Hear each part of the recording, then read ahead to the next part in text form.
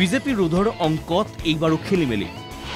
পঞ্চায়ত নিৰ্বাচনতো এক হ'ব নোৱাৰিলে ৰাজ্যৰ বিৰোধী শক্তি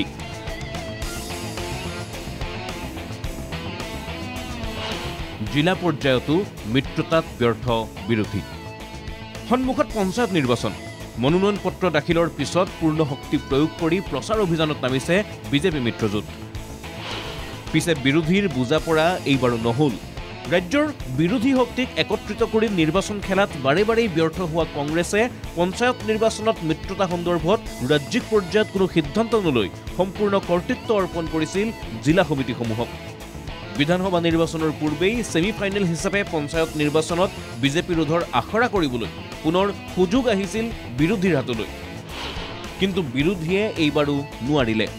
জিলাই জিলাই ভিন্ন মাধ্যমত হোৱা আলোচনাৰ সমানেই শিৱসাগৰতো নিৰ্বাচনৰ মিত্ৰতা সম্পৰ্কীয় বৈঠকত বহিছিল কংগ্ৰেছৰ জিলা সভাপতি মঞ্জিৰ গগৈ আৰু ৰাইজৰ দলৰ জিলা সভাপতি মনীন্দ্ৰ লাহনসহ দুয়ো দলৰ নেতাকৰ্মী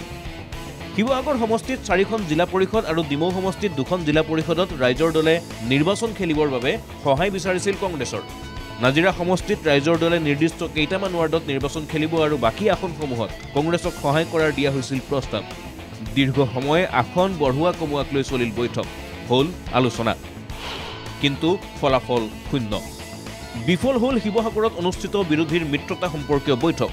এতিয়া জিলাখনৰ সকলো আসনত অকলেই নিৰ্বাচন খেলিব কংগ্ৰেছে কংগ্ৰেছৰ বিৰোধী হিচাপে নিৰ্বাচনত বিজেপি মিত্ৰজোঁটটো আছিলেই এতিয়া বহু আসনত কংগ্ৰেছৰ বিৰোধী হিচাপে থাকিব ৰাইজৰ দলো এনেকৈ 26ত বিৰোধীৰ কি হ'ব শিৱসাগৰৰ পৰা ভিডিঅ' জাৰ্নেলিষ্ট বলিন গগৈৰ সৈতে জয়জ্যোতি গগৈৰ ৰিপৰ্ট NKTV+।